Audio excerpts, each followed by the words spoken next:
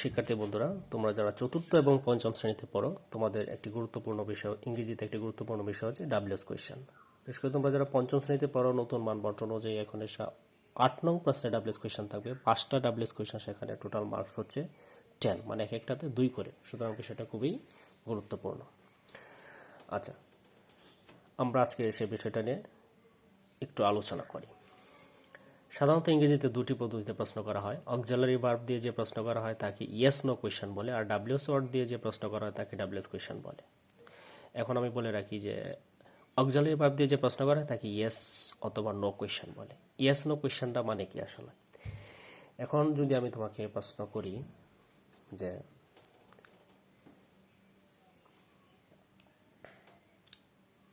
Have you done your homework, তুমি কি তোমার বাড়ির কাজ করেছো?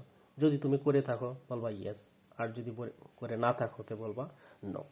অর্থাৎ এই উত্তরটা কিন্তু তোমাকে ইয়েস অথবা নো দিই বলতে পারতো। আচ্ছা, কিন্তু ডাব্লিউএস কোয়েশ্চেনতে যদি প্রশ্ন করা হয় যে what's your name, how old are you, হ্যাঁ, তোমার নাম কি, তোমার বয়স কত, এই প্রশ্নগুলো কিন্তু শুধু তুমি ইয়েস অথবা নো দিয়ে বলতে পারবে না। তাহলে ডাব্লিউএস ওয়ার্ড দিয়ে যে প্রশ্ন করা হয় তাকে ডাব্লিউএস কোয়েশ্চেন বলে। ডাব্লিউএস কোয়েশ্চেন 9 প্রকার, 9টি ডাব্লিউএস কোয়েশ্চেন ব্যবহার করা হয় প্রশ্ন করতে। আর ডাব্লিউএস কোয়েশ্চেন মানেই ডাব্লিউএইচ থাকে, দেখো প্রত্যেকটিতেই ডাব্লিউএইচ ডাব্লিউএইচ ডাব্লিউএইচ। একমাত্র হাউ এর শুরুতে ডাব্লিউএইচটা একসাথে নাই, কিন্তু এই যে আছে কিন্তু এইচ ডাব্লিউ। আচ্ছা, তাহলে এই যে হু, হু কখন কে বা কারা অর্থে কোনো ব্যক্তি বা সম্পর্কে জানতে ব্যবহার করা হয়, মানে কে কাজটি করেছে, কারা কাজটি করেছে, হ্যাঁ, ব্যক্তি বোঝাতে এরকম। আর হোম হলো কাকে অর্থে, সাবজেক্টের অবজেক্ট হিসেবে কাকে অর্থে ব্যবহার করা হয়।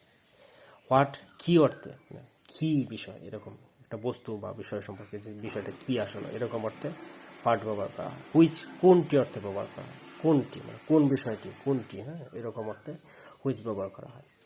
হোয়ার কোথায়, মানে জায়গা বা স্থান বোঝাতে হোয়ার কোথায় ব্যবহার করা হয়। হোয়াই কেন, মানে কারণ অর্থ প্রকাশ করে। হোয়ান কখন, মানে কোনো সময় অর্থ নির্দেশ করে। হাউ কেমন, কিভাবে অর্থ প্রকাশ করে।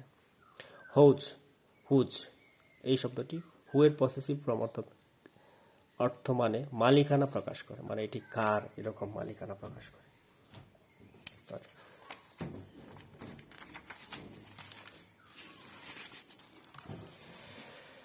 তোমরা জানো ডাব্লিউএস কোয়েশ্চেন করতে তোমাদের একটা অক্সিলারি ভার্বের ব্যবহার করতে হয়। আমরা দেখে নিই যে কি কি অক্সিলারি ভার্ব আমাদের প্রয়োজন হয়।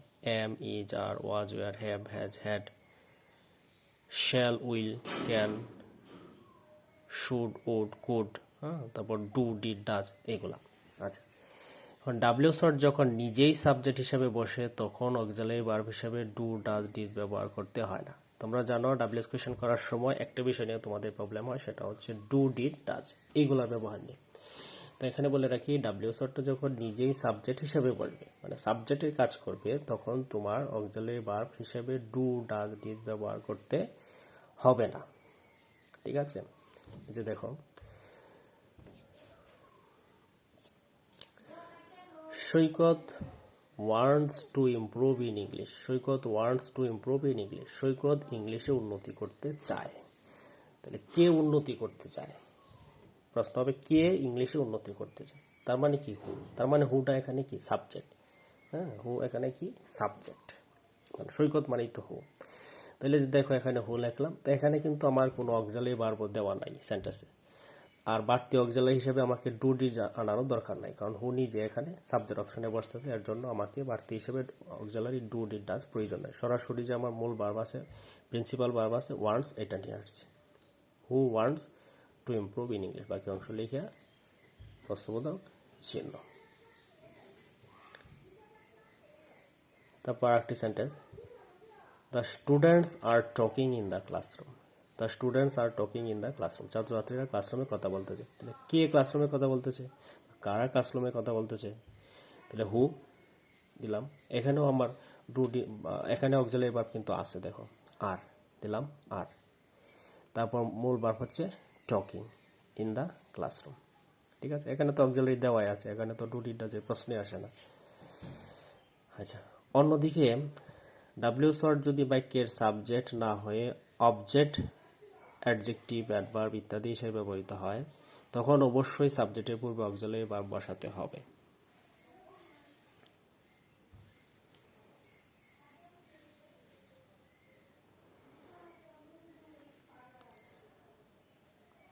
এক্ষেত্রে প্রদত্ত বাক্যে am, is, are, was, were, have, has, had, shall, মানে যে এই অক্সিলারিগুলো যদি থাকে তখন এগুলাই পড়বে।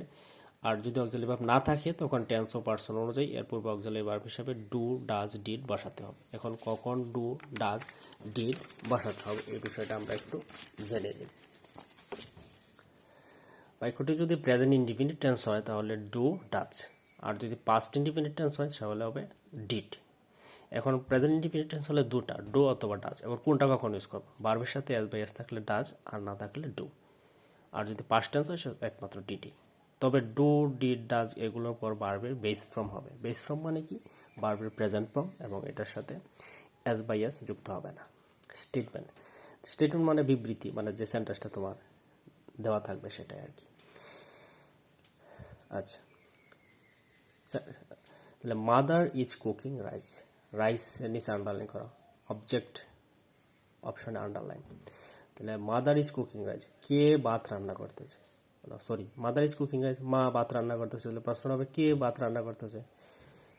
সরি, আমি বলতেছি, মাদার ইজ কুকিং রাইস, মা ভাত রান্না করতেছে। তাহলে রাইসের নিচে আন্ডারলাইন করা, তাহলে প্রশ্ন হবে যার নিচে আন্ডারলাইন করা সেটাকেই তোমার ফোকাস করতে হবে। তাহলে মা কি রান্না করতেছে?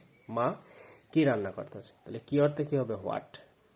তারপর অক্সিলারি ভার্ব দেওয়া আছে কি? ইজ, দিলা ইজ। তারপর subject mother, what is mother.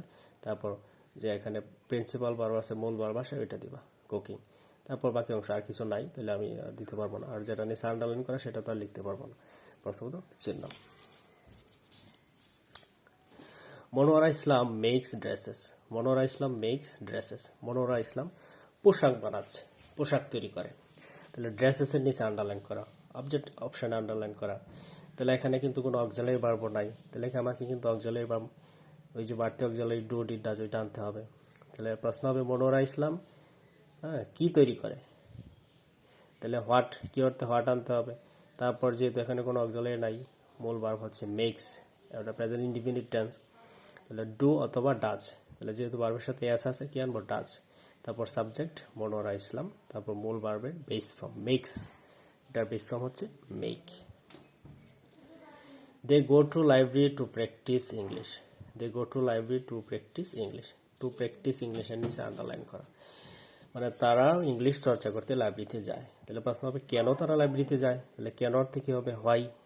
আর যেহেতু মূল ভার্ব হচ্ছে গো, এখানে কোনো অক্সিলারি ভার্ব নাই, আর এটা হোয়াই এখানে অবজেক্ট অর্থে ব্যবহৃত হয়েছে। তাহলে আমাকে অক্সিলারি, বাড়তি অক্সিলারি ডু, ডিড, ডাজ জানতে হবে। তাহলে এটা কোন টেন্স? এটা ভার্বের বি1, মানে এটা ভার্বের প্রেজেন্ট ইনডিফিনিট টেন্স। তাহলে প্রেজেন্ট ইনডিফিনিট টেন্স হলে আমরা কি ইউজ করি?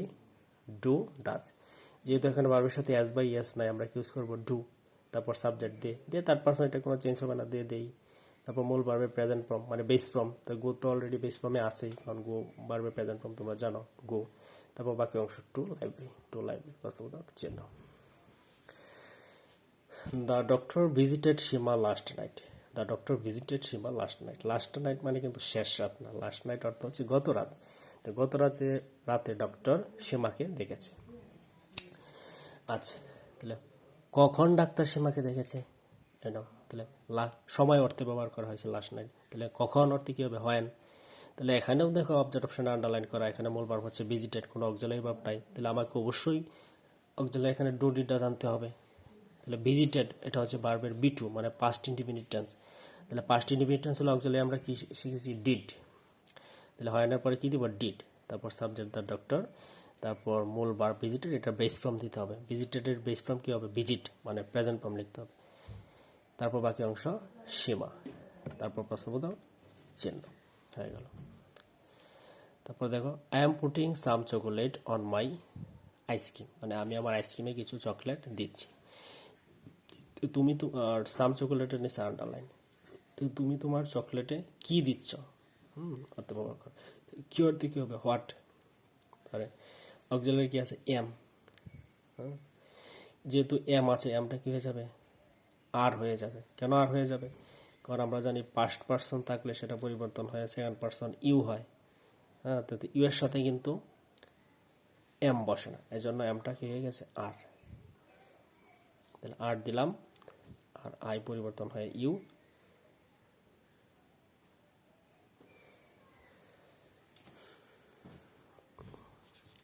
এখানে আমাদের একটু মিস্টেক হয়েছে, এখানে আমরা চকলেট হবে না, এখানে ভার্ব হবে পুটিং। দেখো সাম চকোলেটের নিচে আন্ডারলাইন করা। তাহলে হোয়াট দিলাম, তারপর অক্সিলারি এম আছে, এটা আর দিলাম, কারণ আই পরিবর্তন হয়ে ইউ হবে, আর ইউ এর সাথে এম বসে না, সেজন্য এমটা হয়ে পরিবর্তন হয়ে আর হয়ে গেছে। তারপর সাবজেক্ট আই ফার্স্ট পারসন, সেটা পরিবর্তন হয়ে সেকেন্ড পারসন ইউ হয়ে গেছে। তারপর মূল ভার্ব প্রিন্সিপাল ভার্ব হচ্ছে পুটিং, ওইটা লিখলাম পুটিং। তারপর বাকি অংশ অন লিখলাম অন।